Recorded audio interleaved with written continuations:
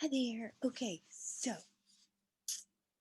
hanging out, talking about Great Gatsby and all the glitz and the glam and the color and the ooh and the bam. What does all that mean? What does it mean? What does the Great Gatsby mean in the grand scheme of things? Why does Fitzgerald use the colors and the symbols to show what life was, to represent what the Roaring Twenties was, to represent the American dream? Think about, why did people come to America? It was hope for a better life. That's really what it came down to. Like, hope for a better life. And what does that mean? It means money. It means being able to provide. It means freedom, right? That's why people came to America during this time period. That's why people still desire to come to America. When you see people being so rude about America, it's like, well, then why would all these people want to come here? It's supposed to be like the best country in the world. And some of that is from the idea that it was founded upon godly principles. So, you might want to bring something into that. What does Fitzgerald have to say about godly principles? Might be something that you can add to the introduction or the conclusion to just give that little extra, as Emerald might say from the old school days on Food Network. Bam, a little bit of extra shazam to what you're trying to say. So let's take a look at, you should have your body paragraphs done. So let's take a look at what your introduction and conclusion might look like. It's really not a whole super, a lot different than what you would say about, or how you would do any introduction and conclusion. We're still sticking along the same idea of we're getting the attention getter, and we want to make sure our attention getter ties into the last sentence of our conclusion, because that really ties the whole paper together. So the prompt that you were given was, discuss Fitzgerald's use of symbols, colors, and illusions in The Great Gatsby. How do they represent the idea of the Roaring Twenties and Fitzgerald's conclusion about the achievement of the American dream? So, sample thesis. Fitzgerald creates brilliant illusions surrounding the events of the Roaring Twenties through colors and symbols in order to share his ideas about the American dream. It's kind of a very vague thesis, but hey, it's a thesis. You might want to add a specific idea about, his belief that America would never be the same, or that the Roaring Twenties destroyed America in many ways. Share his beliefs about how the glitz and glam destroyed the American dream, as well as the American family.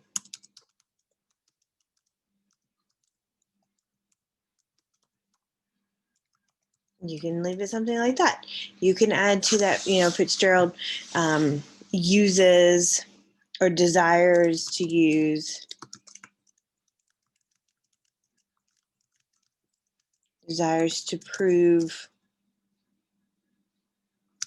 how the Roaring Twenties destroyed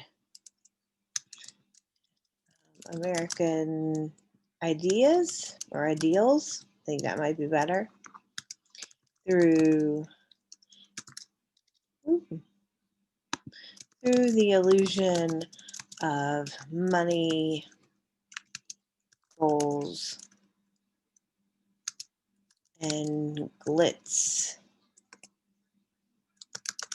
as he proves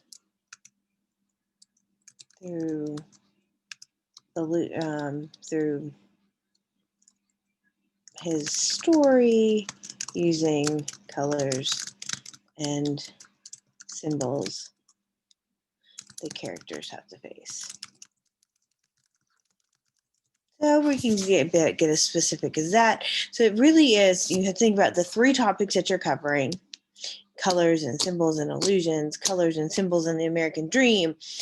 And those three things that you're putting in your body paragraph, those three things need to be in your thesis in some form or fashion. It doesn't have to be exact. Remember, you can use synonyms. That's woohoo, amazing. We love synonyms. but you're keeping that idea and that theme going. You don't want it to be completely different. You're not going to be like, Fitzgerald is an amazing author who loves people and had a dog. Probably not something that you're going to put in this. You could also talk about the American author. You can add more to it. But those are some other things that you might cover in your introduction. So when we have our introduction, the first thing that we do need to think about is an attention getter. And great attention getters are using 3 short sentences, a quote, 3 words, or even a question. Those are kind of like the go-to ones that we know. So 3 short sentences. It began with a dream. A hot summer took over. Flowers and money.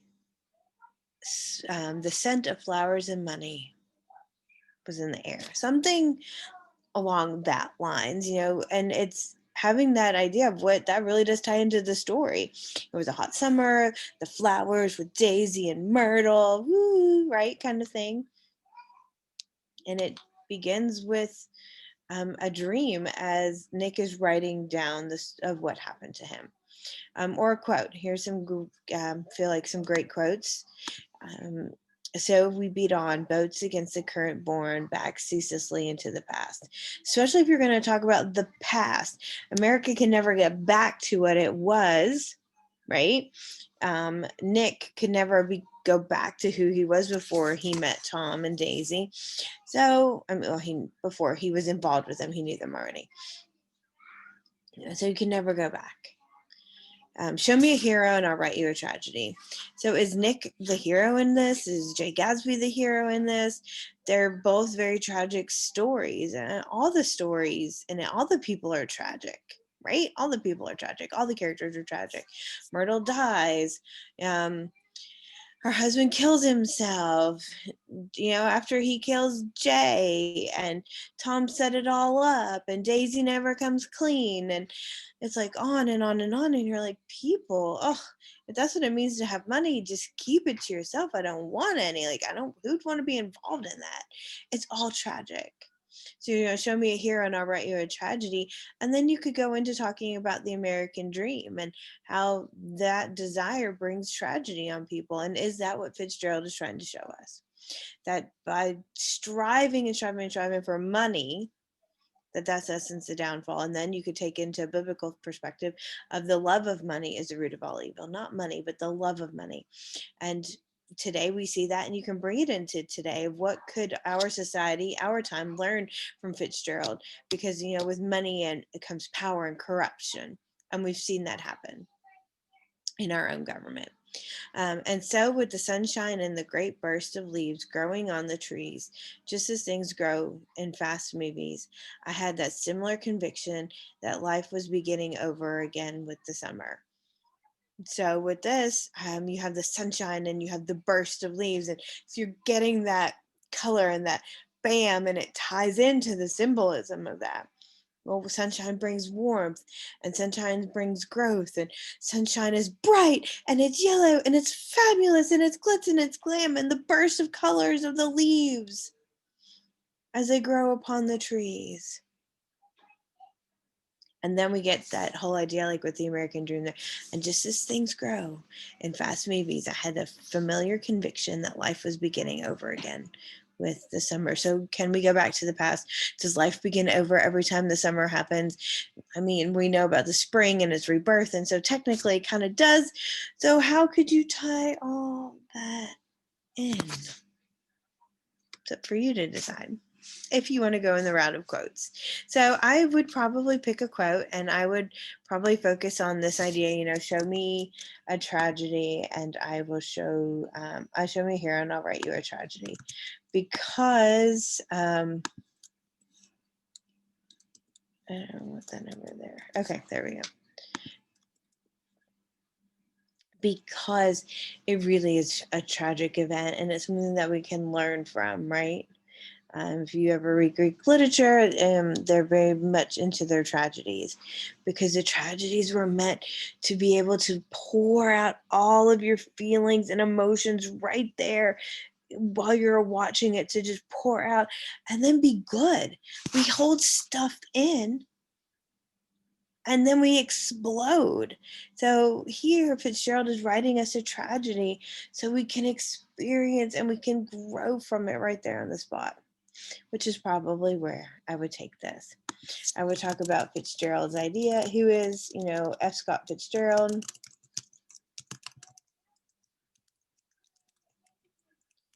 Is an American author. I'm going to give it more information about him. He lived, and then talk about that. A little bit of his background. He had a fascination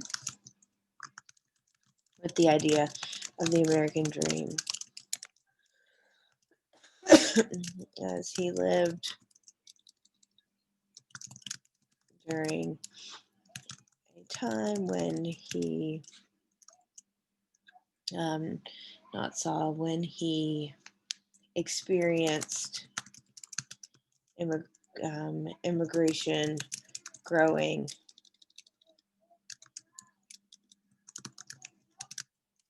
People truly desired a better way of life,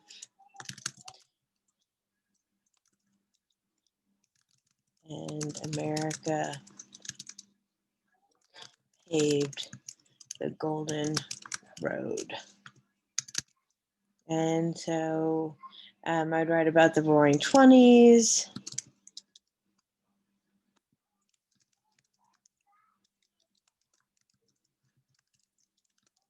The Roaring '20s was the paving company to the American dream,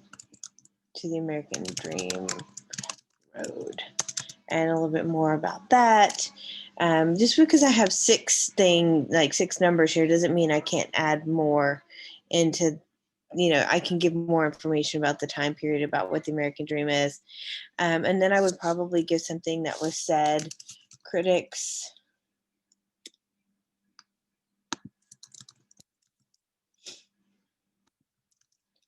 authors, and readers say this about the book, and maybe tie in an event because, and they give an event from the book. As just as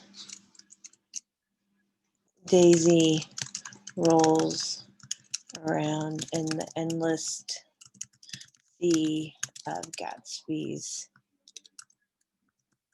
shirts. And then I'm going to give my thesis.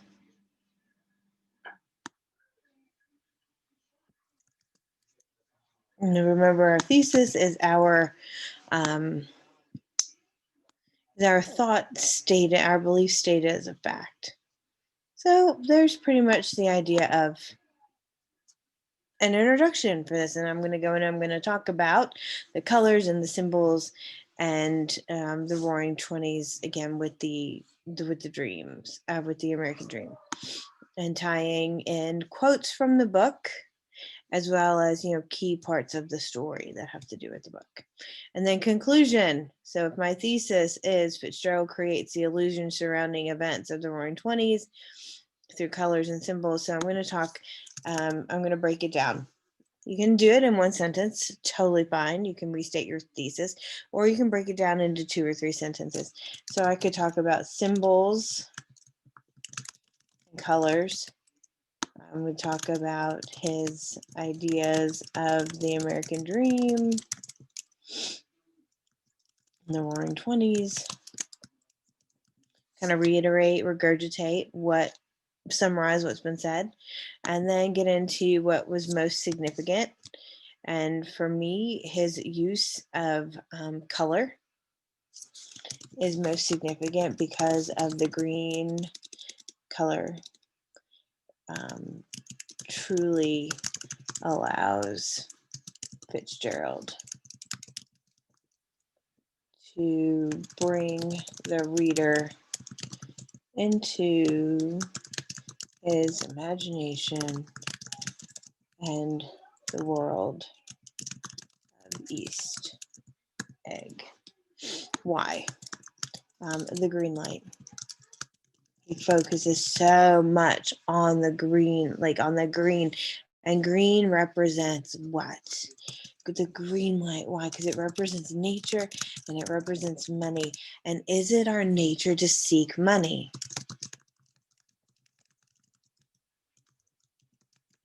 And if it's our nature to seek money, then that's why the American dream is key. That's what all of this is about. So for some people, you think about the dream is to simply own a house, or to simply have a car, or to simply, be able to put food on the table. But all that requires money, the American dream. And then I would tie in my close either another quote, or 3 short sentences or 3 words. If I asked a question in the introduction, I'm probably going to answer it in the conclusion. If you have a quote, you can give the quote, or you can elaborate on what that quote means.